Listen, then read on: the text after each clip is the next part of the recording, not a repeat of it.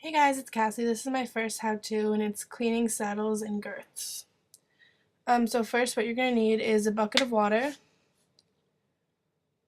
a sponge, but I use two, one for the soap and one from the conditioner.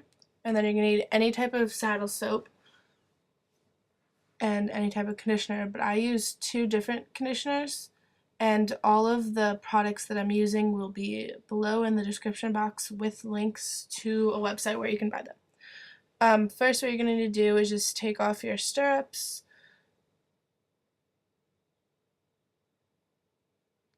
Yep, and then most of the videos in fast motion because I don't want to make this long and boring. And then you can use a pretty good amount of soap, not too much because you don't want to dry out your saddle, but a pretty good amount. And then you're going to start just by going in circles. And you're going to go all around the saddle, especially under the flaps and everything. Once we get into the conditioner, you're going to want to make sure not to put that under the flap where your stirrup goes because then it's going to make the metal piece greasy and it higher your chance of your stirrups falling off when you're riding. And then I'm going to take my second conditioner, which is really gross because I keep all my stuff in my garage. Okay, well now I'm using the leather CPR. You're going to need a pretty good amount of this just to make sure you get it all around your saddle. And the same thing, you're going to go in circles and again, make sure you don't get it under your flap. You can go around it, but just not in it. La, la, la, la, la, la, la. And then you're going to take, I'm always saying this wrong, but liter balm? Liter something. And you're going to do the same thing. And I use a pretty good amount just because my leather gets really dry from being in my locker. So I really, when I clean it almost once a week in the summer to make sure my leather stays not dry. And then a secret that I've learned over the years is when you look under your flap, there should be like little air holes underneath your knee pads. And if you don't have knee pads, then you won't have this, but putting in that air is good too. But it like soaks into the knee pad and makes it really soft. So yeah. And then you're gonna wanna just like smooth your sponge over your whole saddle to make sure there's no like chunky bits anywhere. And then you're just gonna let that dry for a little bit and soak in before you put your stirrups back on. Okay, so now you're just gonna take apart your stirrups. Pretty standard, just slide it off.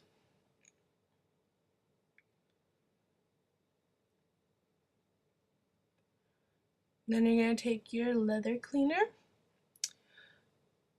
I don't use too much on my stirrups just because it's not that much leather. And I start off by the buckle and I just hold my sponge on one side and like slide it down really fast.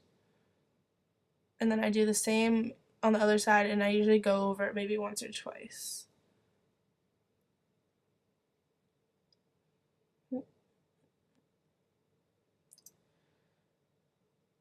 Yep. And then you're going to take your leather conditioner and you're not going to want to use too much of this because then it'll make your stirrups really oily when you're riding. And do basically the same thing. You just hold your sponge at the buckle end and just smooth it down on each side.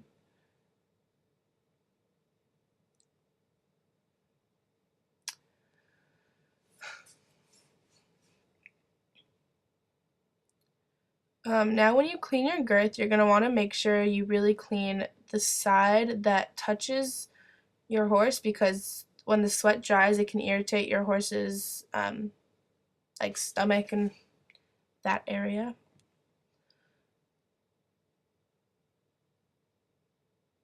And you're just going to do the same thing, go in circles over the outside and on the inside, and just make sure you get off all the dried sweat and stuff. And when you put the conditioner on, I put the leather CPR on the inside because I've noticed that that's not as oily as a conditioner, whereas this liter balm or whatever is a lot more oily, so I put that on the outside so that the leather looks like more shiny and like it just looks better. But if you put it on the inside, it makes it slippery on your horse's like coat.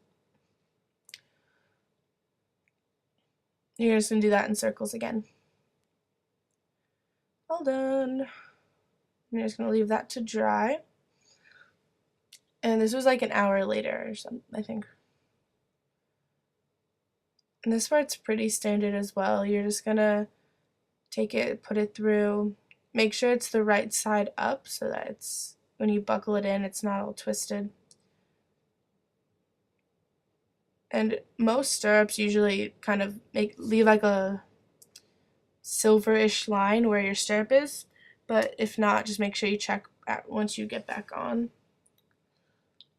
And this part, you're gonna look at the stirrup and make sure it's like on the right side. It should have an R or an L, and just make sure it's on the right side. Because I mean, if your stirrups are normal, then it doesn't really matter.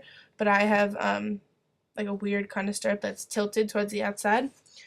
And then you're just gonna put your stirrup up, and there you go. Bye, guys.